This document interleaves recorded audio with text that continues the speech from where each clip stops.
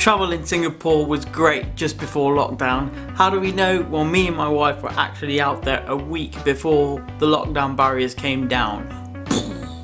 What's up everybody? My name is Bavik and collectively with my wife we are binge travelling. And as a channel we promote travel anywhere, anytime. And before I forget to mention it, make sure you hit that subscribe button and click on that bell notification so you get alerted every time we release a video, which by the way is every single Monday. Let's get straight into the matter at hand. What was Singapore like just before lockdown?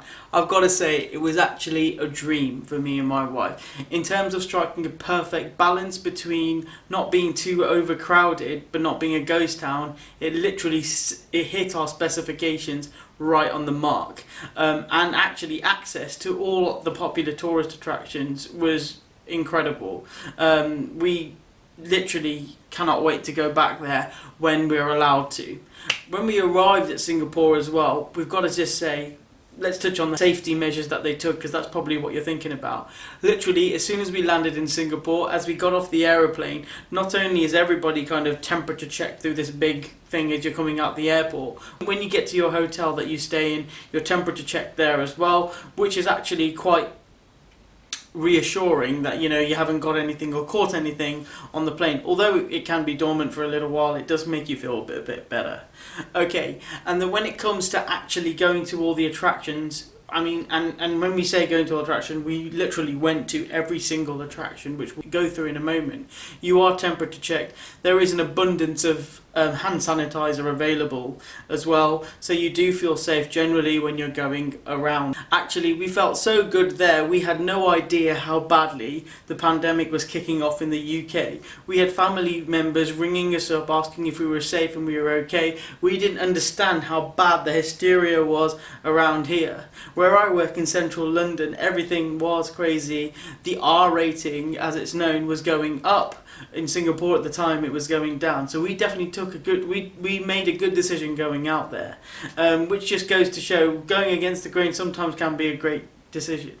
In terms of attractions that we went to see, I mentioned that we went everywhere. We actually went to Chinatown where a COVID case was identified. We found that it was really safe. Everybody was wearing masks. It's home to Singapore's first Hindu temple, as well as the Buddha Tooth temple as well, which we had to check out when we were there. Little India as well, which has great food and hawker centres. We took a complete tour of that. Again, we felt really safe. Gardens by the Bay, home to Singapore's famous super trees.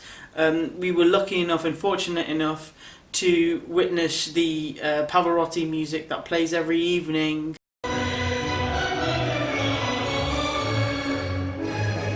Because there was less people as well, we were able to get a nice spot on the grass to see that as well. The night safari, which sounds a bit weird but is also very cool, just in terms of seeing animals and things like that. We didn't have to queue for long to go and see any of that kind of stuff as well. We didn't restrict ourselves in terms of food as well. We ate everything and we were fine. When this thing does end, we definitely recommend going out there. But the best thing, I think the thing that I enjoyed the most was going to Universal Studios, which is the equivalent of a massive theme park wherever you guys are, and being able to go on every ride as many times as you want. It was absolutely awesome. Singapore is a great country, and I can see why they were praised so much in the early stages of this pandemic. They did really lock down on this COVID pandemic specifically really well, and I think coming out of this lockdown they'll be one of the countries to emerge as one of the first holiday destinations to be of choice. It could be that actually that becomes its unique selling point. If you want to know exactly where we stayed, what we did, and what we'd recommend, check out a blog post at bingetravelling.com/Singapore. We guarantee any questions you've got will be answered by that post. If there is anything else that you want to know, feel free to reach out to us directly on our email address at support@bingetravelling.com, and we'd be happy to help with anything that you've got there. Take care, thanks for watching guys, and we'll see you next week.